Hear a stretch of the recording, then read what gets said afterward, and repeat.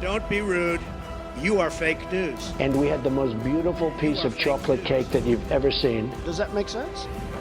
They will be met with fire and fury. Does that make sense? This egregious display of hatred, bigotry, and violence on many sides. On many sides. We will have no choice but to totally destroy North Korea. It's got to be in tip-top shape. He is a sick puppy. You are fake news. Salut et bienvenue dans Trump 2020, le podcast le plus mal nommé de l'histoire du podcast, un podcast produit par l'IFRI, Slate et TTSO en compagnie de Laurence Nardon, responsable du programme USA à l'IFRI. Bonjour Laurence. Bonjour Romain. Alors, le podcast le plus mal nommé ou pas, puisqu'il s'est passé exactement ce qu'on avait anticipé, c'est-à-dire que les premiers votes dépouillés ont été des votes majoritairement en faveur de Trump, ce qui a permis à Trump de profiter d'une petite fenêtre pour se déclarer victorieux, et depuis, il ne lâche rien. Il se refuse donc à reconnaître sa défaite, c'était le scénario de catastrophe dont vous aviez parlé Laurence, et c'est le scénario auquel on assiste. Le problème, c'est que certains personnages importants lui emboîtent le pas. Lundi, le chef des Républicains au Sénat, Mitch McConnell, a reconnu le droit du président à exiger autant de recours qu'il le souhaite. Et mardi, le secrétaire d'État Mike Pompeo a annoncé une transition très fluide vers une seconde administration Trump. Je cite, bien entendu, le surréalisme de cette déclaration. Laurence, est-ce que vous pouvez nous dire ce qui va se passer ? Oui, alors on se trouve en effet dans le scénario post-électoral le plus compliqué, celui d'une victoire assez mince de Joe Biden. Alors, je vous donne les chiffres qui sont provisoires pour 2020.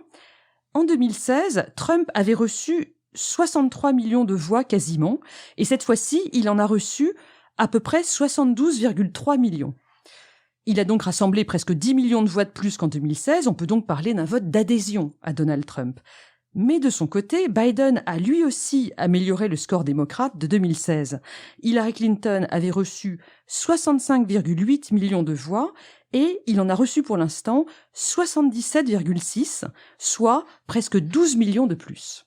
Il est vrai que la participation a été absolument immense, la plus importante depuis les années 1900, avec plus de 66% des Américains en âge de voter, soit environ 150 millions, voire plus lorsque tous les bulletins auront été comptés. Et ça, c'est grâce au vote par correspondance et au vote anticipé qui ont été extrêmement importants cette année, Covid oblige. Dans cette élection surréaliste, on peut quand même remarquer que c'est un signe encourageant sur la vitalité de la démocratie américaine. Absolument. Mais pour tous ceux qui voulaient voir Trump récusé par toute l'Amérique, eh bien, c'est raté. Parce qu'il n'y a pas eu de raz-de-marée démocrate, comme l'annonçaient les sondeurs dans les semaines juste avant l'élection. Que ce soit au Sénat, où pour l'instant, il y a 50 républicains élus, 48 démocrates élus, avec 2 votes importants qui restent à faire au mois de janvier en Géorgie, on va en reparler dans une minute. À la Chambre des représentants, les démocrates atteignent tout juste la majorité de 218 élus sur 435. Il y a encore 15 sièges à attribuer. Mais surtout, pour revenir à la présidentielle, la victoire de Joe Biden est vraiment très mince dans une série assez importante d'États clés. Par exemple, en Pennsylvanie, il ne gagne que de 50 000 voix par rapport à Donald Trump. En Géorgie, 15 000, on va même faire un recompte des voix. En Arizona, 11 600, au Wisconsin, 20 000, etc. C'est-à-dire qu'on a une situation qui est l'inverse de 2016, où c'était Trump qui avait gagné d'une toute petite majorité dans ce genre d'État clé. À l'époque, ça lui avait garanti une victoire, alors même qu'il n'avait pas le vote populaire.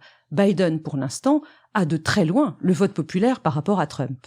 Mais alors, puisqu'on est à l'inverse, cette fois-ci, c'est Trump qui refuse de reconnaître qu'il a été battu par Biden. C'est complètement dingue. Et oui, Trump, ce personnage sans filtre que nous connaissons bien, nous fait partager sa blessure narcissique.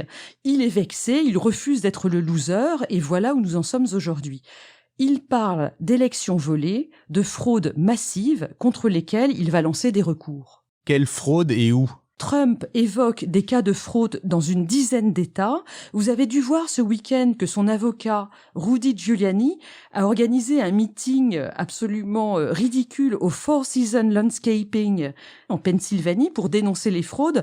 Pour la petite histoire, il pensait tenir la réunion au Four Seasons, qui est un hôtel assez chic, mais il s'est trompé, il l'a tenu au Four Seasons Landscaping, qui est en réalité une jardinerie dans une zone commerciale sinistre dans la banlieue de Philadelphie. Mais en réalité, toutes ces plaintes ne sont pas recevables car le président et son avocat n'avancent aucune preuve.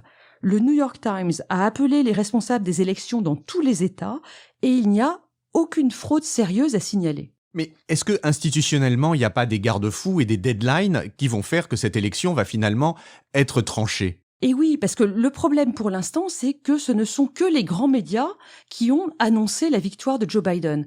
Parce que rappelez-vous, aux États-Unis, ce pays fédéral, ce sont les 50 États plus le district de Washington qui sont chargés, chacun pour son compte, de certifier le résultat des élections.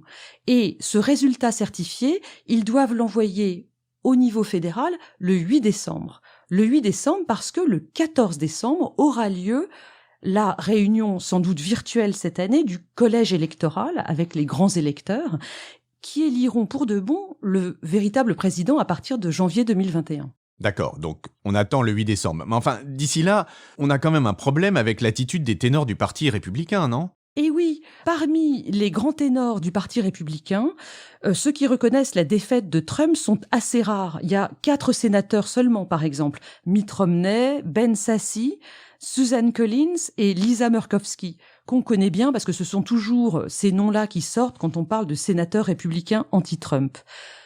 On dit aussi que ce week-end, Jared, le gendre, et Melania, l'épouse, ont tenté de faire passer le message au président qu'il avait perdu, qu'il était temps qu'il se rende à l'évidence.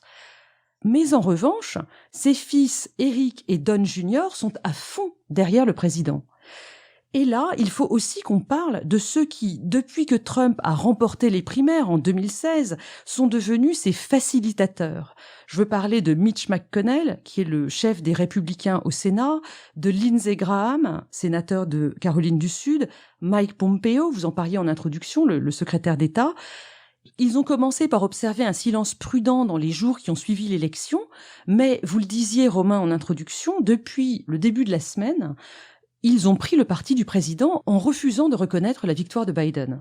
Si les choses tournent mal, ils porteront une immense responsabilité devant l'histoire. Alors on a tous ces noms connus, mais il y en a d'autres moins connus. Les candidats républicains pour les 2 sièges de sénateurs de Géorgie suivent cette même ligne pro-Trump. Oui, en effet. Et là, je voudrais prendre un petit moment pour expliquer ce qui se passe dans ces élections sénatoriales de Géorgie, parce qu'on va en entendre énormément parler dans les semaines qui viennent. Ce qu'il faut savoir, c'est que lors des élections sénatoriales en Géorgie, il faut que le vainqueur reçoive plus de 50% des suffrages. Si ce n'est pas le cas, on doit faire un second tour avec les 2 candidats qui sont arrivés en tête. Ça nous fait une élection à 2 tours, exactement comme en France. Or, cette année, il y avait d'une part une élection anticipée pour un siège de sénateur de Géorgie, avec un certain nombre de candidats, et on trouve à l'arrivée le démocrate Raphaël Warnock qui a gagné 33% des voix et Kelly Loeffler, la sénatrice républicaine qui a reçu 26% des voix. Donc personne n'a 50%, nouveau tour le 5 janvier. Et pendant ce temps-là, il y avait aussi l'élection normale de l'autre sénateur de Géorgie qui était prévue cette année. Et là, on a comme résultat le républicain David Perdue qui n'a recueilli que 49,7% des suffrages, contre John Ossoff, le démocrate, qui lui en a recueilli 48%. Donc, pour ces 2 élections, il y a un second tour qui est obligatoire et ça aura lieu le 5 janvier. Or, les résultats de ces 2 élections sont absolument fondamentaux parce qu'il n'y a que 48 sénateurs démocrates contre 50 républicains aujourd'hui. Et si ces 2 scrutins sont remportés par les candidats démocrates, on aura 50-50 au Sénat. Et vous savez que dans ce cas-là, c'est le ou la vice-présidente qui apporte sa voix en plus pour départager l'Assemblée. Ce sera donc Kamala Harris. Et nous aurions donc, de justesse, une majorité démocrate au Sénat. Et donc vous nous disiez que les 2 candidats républicains sont à fond dans le fantasme de victoire de Trump. Oui, lundi, Kelly Loeffler et David Perdue ont accusé le secrétaire d'État de Géorgie, pourtant républicain lui aussi, de n'avoir pas organisé des élections honnêtes et transparentes. Bon, on comprend pourquoi ces 2-là vont dans le sens du président, mais pour les autres républicains, quels sont leurs motifs ? Eh bien, les élites du parti, clairement, ont plus à gagner pour l'instant en soutenant le président. Ils ne veulent certainement pas mécontenter les plus de 72 millions d'électeurs qui ont voté pour Donald Trump. Je pense que plus précisément, ils veulent pas être vus comme les premiers à le trahir, parce que ça pourrait leur être rappelé lors des primaires qu'ils affronteront dans 2 ans ou dans 4 ans. Certains d'entre eux pensent peut-être aussi déjà à 2024. Oui, mais ça va durer combien de temps, cette affaire ? Pour ma part, je pense que toutes ces élites républicaines n'aiment pas Trump, on l'a déjà dit de nombreuses fois, et qu'elles le laisseront tomber dès qu'il ne pourra plus servir leur cause. Une autre raison d'être optimiste ces jours-ci, c'est l'évolution des médias américains. Vous l'avez peut-être observé, depuis l'élection, Fox News a pris ses distances avec Donald Trump, et de même, les réseaux sociaux, Facebook, Twitter, n'hésitent pas à mettre des bandeaux pour remettre en doute les tweets du président ou les messages de ses supporters. Ok, mais comme vous le rappeliez, il y a quand même 72 millions de votes. Et qu'est-ce que ça veut dire, ce vote d'adhésion à Trump pour l'avenir du Parti républicain ? Et oui, je pense qu'on est sans doute à la veille d'une nouvelle recomposition idéologique de ce grand parti.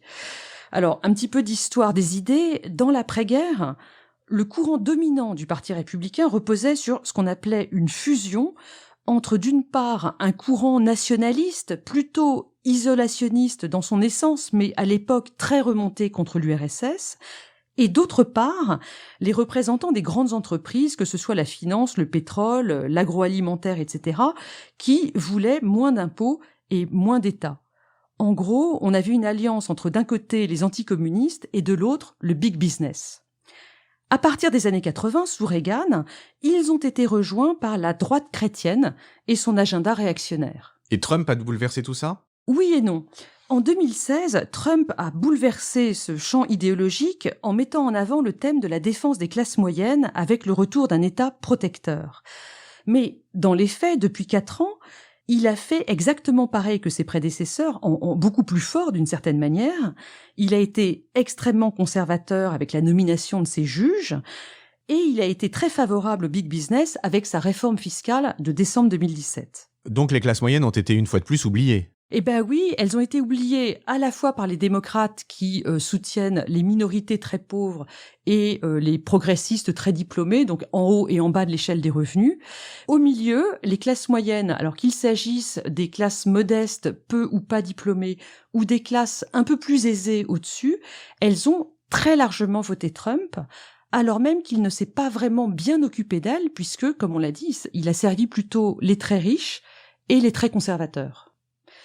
J'en prends pour preuve le super score que Trump a fait dans l'Ohio auprès des classes ouvrières, on pourrait dire. Contrairement à ce qu'annonçaient les sondages, Trump a remporté 53% des suffrages dans l'État contre 45% pour Biden. Donc la stratégie républicaine post-Trump, ça serait d'aller recueillir l'adhésion et défendre ces classes moyennes ? Oui, puisqu'il s'agit de leur électorat naturel. Et donc, toute la question, c'est de savoir si on va assister à une redéfinition du Parti républicain sur cette ligne pro-classe moyenne, c'est-à-dire une ligne qui correspond à la campagne de Trump de 2016, mais qui suivrait ses promesses véritablement. Je vous renvoie là-dessus à un article extrêmement intéressant de Nicholas Lehmann dans le New Yorker il y a quelques semaines. Il y explique que le Parti républicain pourrait devenir le parti des Américains les plus modestes en défendant un véritable populisme de gauche. Il cite par exemple Marco Rubio qui défend cette thèse. On peut y ajouter le commentateur de Fox News Tucker Carlson qui a souvent été d'accord avec les propositions d'Elizabeth Warren, très à gauche, pendant la campagne électorale. Eh bien, merci Laurence pour cet examen complet du Parti républicain et de son avenir. Je vous propose que nous reparlions la semaine prochaine de celui des démocrates. À la semaine prochaine, Laurence. À la semaine prochaine, Romain. Retrouvez Trump 2020 chaque semaine sur Slate, TTSO, Lifree et sur vos plateformes de podcast préférées.